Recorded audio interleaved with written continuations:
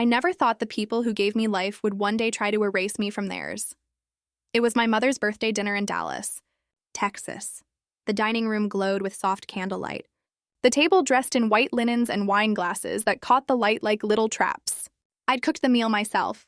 Roast chicken, potatoes, her favorite lemon pie. My hands were still aching from the hours I'd spent in the kitchen, but I didn't mind.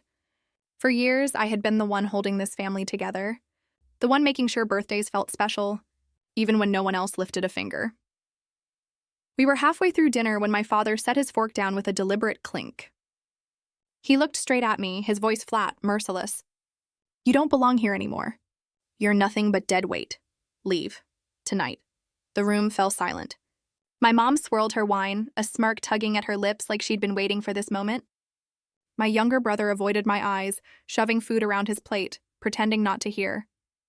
Even the guests, family friends I'd known for years, froze mid-bite, forks suspended, their gazes flicking nervously between us. For a second, I thought it was a cruel joke. A bad dream. But the look in my father's eyes told me otherwise. He meant every word. My chest burned, but I forced myself not to cry. Not here, not in front of them. I slid my chair back, the legs screeching against the hardwood floor. I grabbed my coat, my keys, and walked out into the cold Texas night. My steps were steady, but inside my heart was collapsing. I could hear whispers behind me, muffled laughter even, but I didn't turn back. I had given everything to this family, my time, my savings, my future, and this was how they repaid me. Have you ever been betrayed by the very people you thought would protect you? Tell me in the comments. Because tonight, I realized my real story was only just beginning. I drove aimlessly that night, the highway lights blurring past through the fog of my tears. My phone buzzed over and over, calls from my father, from my brother, even from my mother. But I didn't answer. What was left to say? They'd already spoken the truth they'd been holding back for years. At midnight, I finally pulled into the driveway of the only person I trusted, Daniel, my closest friend since college. He opened the door before I could even knock, his brow furrowed with concern. "You look like you've seen a ghost," he said, pulling me into the safety of his arms. Inside, his apartment felt like a sanctuary compared to the poisoned warmth of my parents' house. He set a blanket around my shoulders, made me tea, and waited. But when I tried to speak, nothing came out. My throat was too raw, too heavy. So I just sat there staring into the steam rising from my cup. Finally, the words tumbled out. I told him about my father's command to leave, my mother's smirk, my brother's silence. I confessed how I had spent years paying their bills, covering rent, fixing their mistakes while sacrificing my own dreams. My graphic design career, the one thing that was mine, had been sold off years ago just to cover my dad's medical bills. Daniel listened quietly, his eyes never leaving mine. And when I finished, his words were steady and sharp. "They never saw you as family, Emily. They saw you as their safety net. And when you stopped being convenient, they cut you loose." His words pierced me because I knew they were true. The next morning, I sat at his kitchen counter, my laptop open. My hands trembled as I logged into my online banking, afraid of what I'd see. And then my heart stopped. The joint account I had set up years ago, meant for family emergencies, was nearly empty. Transactions scrolled down the page, each one labeled with a name I recognized instantly. Ethan's workshop project. Ethan, my younger brother. He had siphoned over $12,000 into some failed side business without ever telling me. And all the while, he sat at that dinner table last night, avoiding my eyes, pretending to be innocent. I leaned back, the air sucked from my lungs. My father had called me dead weight, but I had been the one keeping them alive. I had sold my studio, drained my savings, covered their endless bills, while they stole from me in silence. I closed the laptop, my hands no longer shaking, but steady, cold. If they wanted me gone, if they wanted to live without me, then they were about to learn exactly what that meant. Tell me honestly, if you discovered your own brother had been secretly stealing from you, would you confront him? Or let him suffer the fallout in silence? I didn't sleep that night. Instead, I sat in Daniel's dim kitchen and drafted a plan like someone drawing a map to a place I'd never been allowed to go before. Clean, measured, and irrevocable. This wasn't about vengeance for the sake of spite. It was about boundaries. One small, deliberate boundary that would make the people who'd used me feel the emptiness they'd forced on me for years. First, I called every company with an auto pay link out of my account. Electric, gas, water, the mortgage auto pay I'd been quietly shouldering since Dad's surgery, all of it. I did it slowly at first, like peeling a Band-Aid. I explained to customer service agents that billing needed to be updated, that I was removing my card. I asked all the right questions to make sure their accounts would not simply reroute to the family's other payment methods. I set holds where I could, and where I couldn't, I set alerts. The goal wasn't to ruin them in one flash. It was to remove the safety net they'd always relied on and see if they would fall or learn to stand. When the mortgage payment didn't go through at midnight, the bank sent an automated warning. A polite email, then a more urgent call. A week later, the electric company threatened disconnection. By the time the water bill rolled past due, there were 3 missed payments on their ledger, and my phone started to buzz with the first panicked messages. The very first call was from my father. "Emily, what did you do?" he said, voice raw. He had always framed his tone like it was accusation. Tonight it sounded like panic. "I listened to you," I said simply. "You told me to get out. You wanted us to live without me? Fine. I gave you exactly that." I kept my voice calm, the way surgeons speak in the operating room. "If you want the services back on, you can solve it like adults. Figure out your finances. Ask for help. But don't expect me to fix what you broke." There was a long silence, then a litany of threats and pleas and manipulative crocodile tears. The usual pattern, but turned inside out. I didn't argue, I hung up. The message was made. Of course, the fallout wasn't instant theater. It was small humiliations at first. A neighbor knocking on their door asking if everything was okay, a bank letter about missed payments tucked beneath a welcome mat. But small humiliations pile up quickly. When the lights went dark on a Tuesday evening and the fridge stopped humming, suddenly friends started sharing posts about hardship. Neighbors whispered, and the pride my parents once wore like armor began to peel. My sister, Ethan's exasperated entrepreneurship had a name now, sent me 100 different texts. Some were angry, some pleading, some entitled. She typed, "You'll regret this." She accused me of cruelty, of grandstanding, of weaponizing money. She called my actions selfish, as if charity had been my obligation, rather than a choice I had made until I was hollow. In quiet moments, watching their porch light stay off at night, I felt a flash of old doubt. Had I been too harsh? Was there a polite, kinder way to force them to learn responsibility? But then I replayed the memory of my father's voice at the table, the flat final sentence that made me reach for my coat. I remembered the years of invisible labor, the evenings I'd missed to cover their expenses, the way my name had been edited out of family stories. There was no kindness left to extend, not if kindness meant continuing to be erased. Word travels in a small city. It travels like smoke. Rachel posted angry, embellished versions of the truth to her social feed. Tales of a cruel sister who'd deserted them. People who hadn't spoken to me in years slid into my inbox with tentative accusations.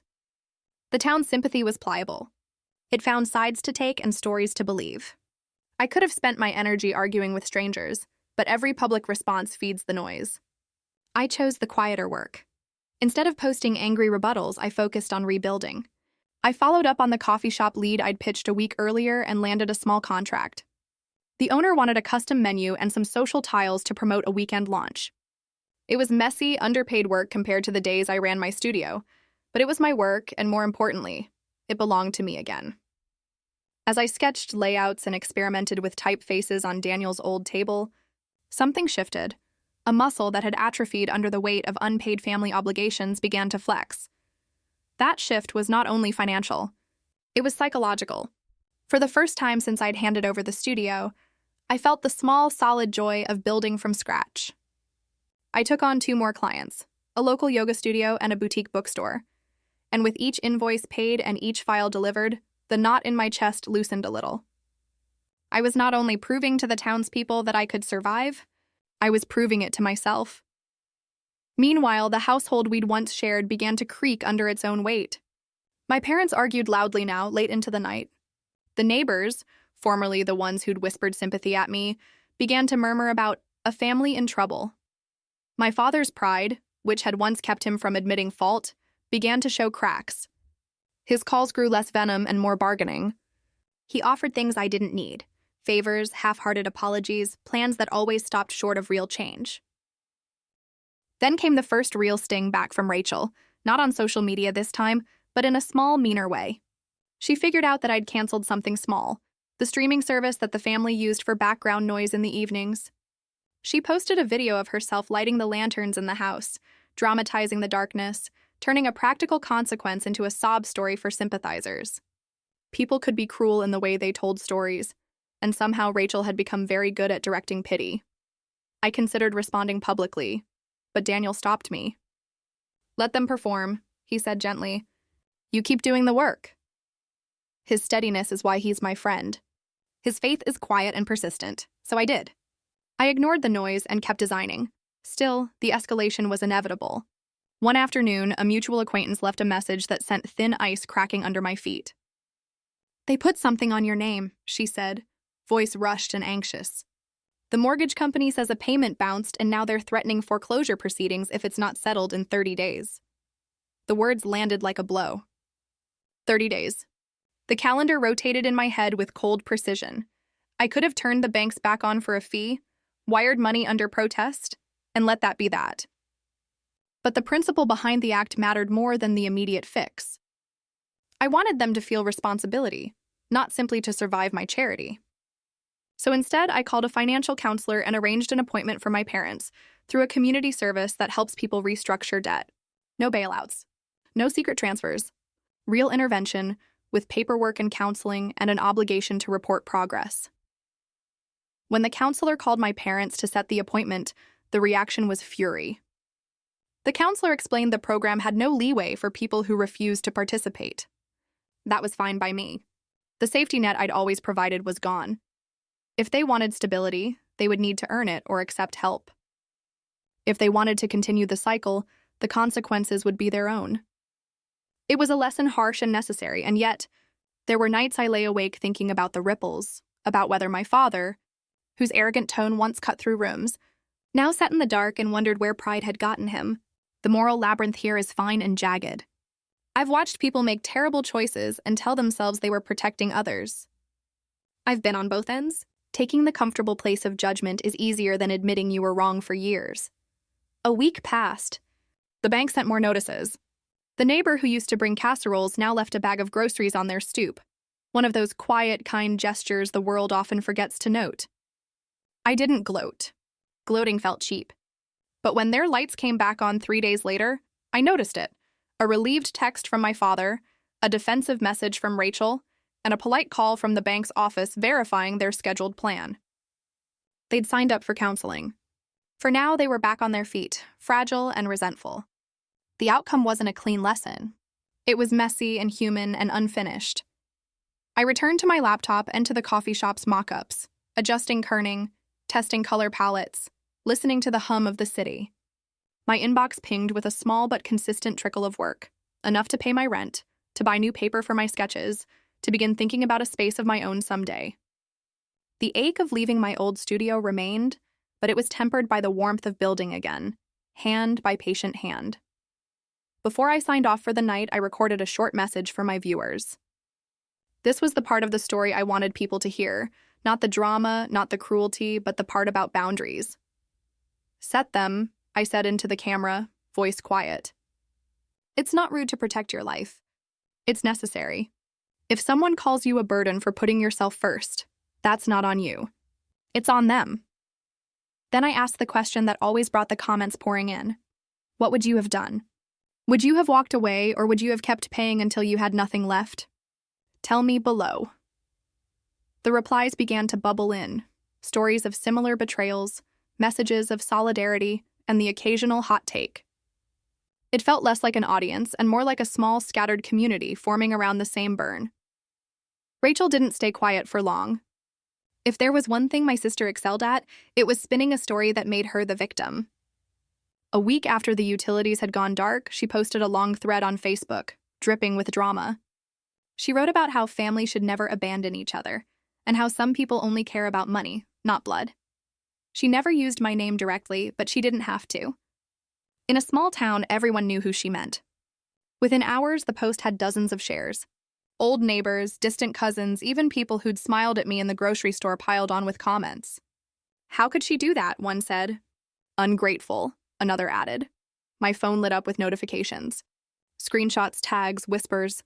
A cousin I hadn't spoken to in years shared the post, adding his own comment. Some people forget where they came from.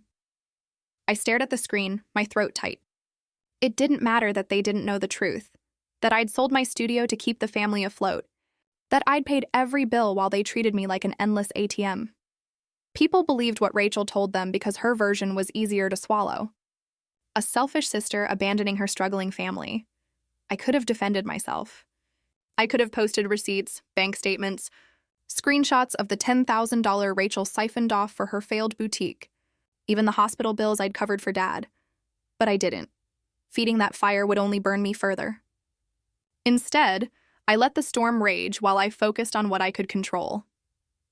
The coffee shop owner sent me a glowing email about the menu design I'd delivered. The yoga studio asked for more graphics, impressed with my first round. A bookstore wanted a full rebrand. For the first time in years, my inbox filled with opportunities that weren't tied to my family's demands. I buried myself in work, letting the noise outside bounce off the walls, but the noise didn't stop. My mom showed up at Daniel's door one evening, her eyes red, her hands twisting nervously. "Emily, we're struggling," she said softly. "The bills are piling up, the house payment's late. Please turn the services back on." For a split second, I wanted to melt. She looked so small standing there, nothing like the woman who had once giggled into her wine glass while Dad called me a burden. But then the memory slammed back. Her silence at that dinner table, the way she chose her comfort over defending me. I folded my arms, steadying myself. "You abandoned me first," I said. "I won't carry you anymore." Her face crumpled and she left without another word.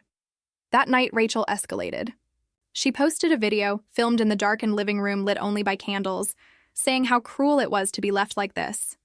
She painted me as cold-hearted, uncaring, selfish. Comments poured in faster than ever. My name wasn't written, but it was on everyone's lips. I felt the town turning, sympathy draining from me into her carefully crafted performance. I wanted to break, to scream, to prove them wrong. But instead, I doubled down on the only thing that mattered: building a life beyond their reach.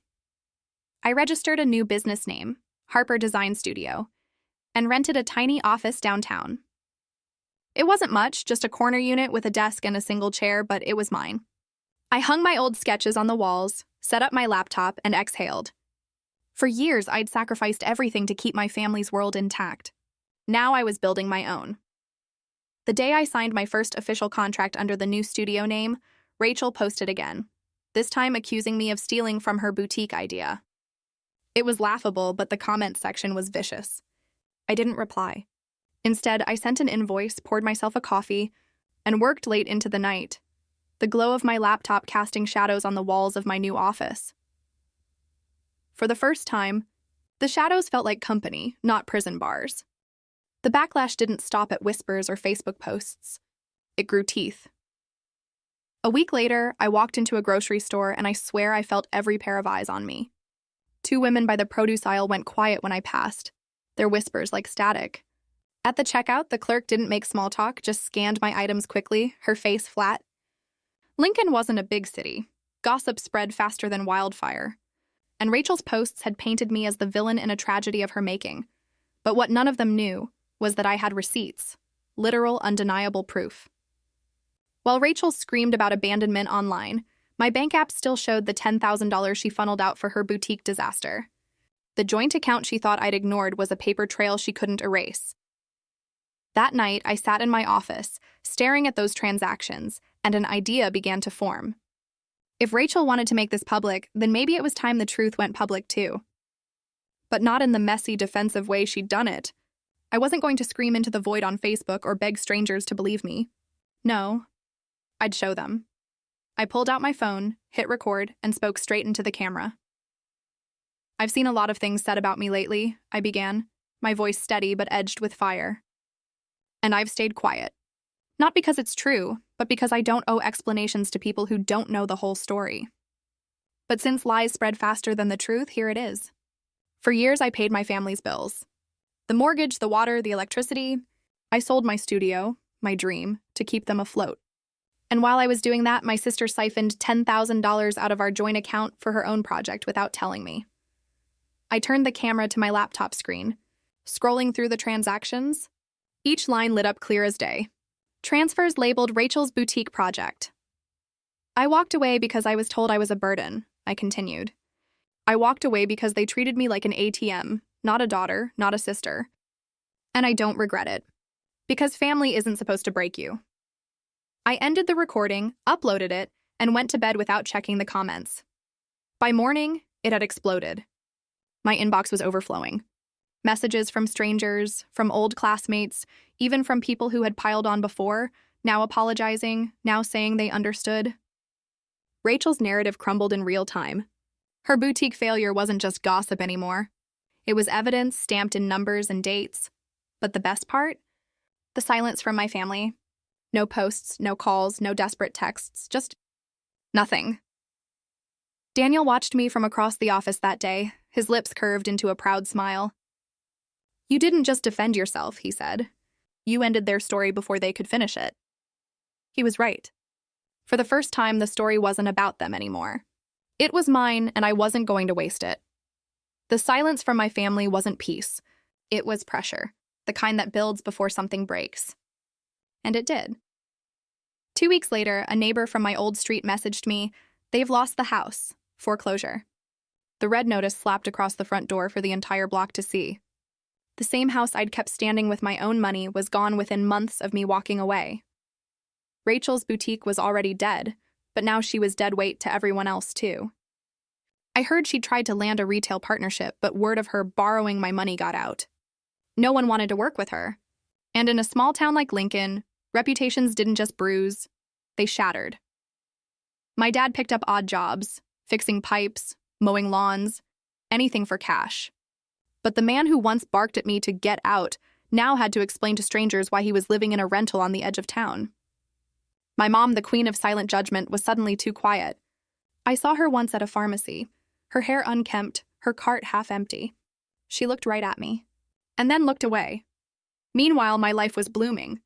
Mitchell Design Studio was small, but buzzing. I had 3 steady clients, a local bookstore, a gym, and a bakery. Word spread fast, but not like gossip, like respect. My name was tied to creativity, reliability, and results. Daniel stood by me through every late night, every project draft, every moment I doubted myself. And one evening, as I was sketching a logo on the office floor surrounded by crumpled paper, he knelt beside me. "You don't see it, do you?" he asked softly. "See what?" I said, rubbing my tired eyes. You've built all this. You've rebuilt yourself. Without them." His gaze was steady, his hand warm on mine. "Emily, you're unstoppable." I laughed weakly, but in that moment, I felt it. The freedom, the strength, the weight of years finally gone. Weeks turned to months. My bank account grew, my portfolio filled, and Daniel and I started talking about something I hadn't thought was possible before, a future. A home, maybe marriage, maybe a family of our own. A family built on choice, not obligation. And then, one evening, the final blow came. Rachel called from an unknown number, her voice cracked and bitter. "You ruined us, Emily," she hissed. "We've lost everything. And you're the one people think is a hero? You'll regret this. Family always comes back." I let her speak, let the venom drip out. And then I said the words I'd been waiting my whole life to say, "No, Rachel. Family doesn't always come back. Sometimes it's better gone." I hung up. And this time I didn't cry, because the truth was, I hadn't lost a family that night at Christmas dinner. I'd lost my chains. A year passed. Seasons shifted, but my resolve never did. Mitchell Design Studio wasn't just surviving, it was thriving. I had an assistant now, a small team, and a waiting list of clients. The same girl my parents once dismissed as a burden was now running a business in her own name, on her own terms. Daniel and I grew closer with every passing day. He wasn't just my boyfriend anymore. He was my anchor, my partner in every sense. On a warm spring evening, in the very park where I used to walk alone to clear my head, he knelt down and asked me to marry him. I said yes without hesitation. Our wedding was small, intimate. Not the grand family affair I once imagined, but something far more beautiful. Just friends who truly cared about me, colleagues who respected me, and Daniel's family, who welcomed me with warmth I'd never known at home. As I stood there in my simple white dress, looking at the man who saw me for me, I realized something. This was family. Chosen, not assigned. Built, not forced. Meanwhile, my old family's name had become a shadow in Lincoln. People whispered about their downfall, about the house they lost, about Rachel's failed boutique and my dad's odd jobs. My mom stayed quiet, always avoiding me in public. They never apologized. They never reached out again, and strangely, that was okay, because I no longer needed closure from them. I'd given myself closure the moment I walked out that Christmas night. Now, when I walk into my studio each morning, sunlight streaming through the windows, I feel it in my bones, freedom, strength, and a life I chose. So here I am, stronger, freer, and happier than I ever thought possible. But I'll leave you with this. If your own family betrayed you, stole from you, called you a burden, would you forgive them and let them back in? Or would you walk away forever like I did?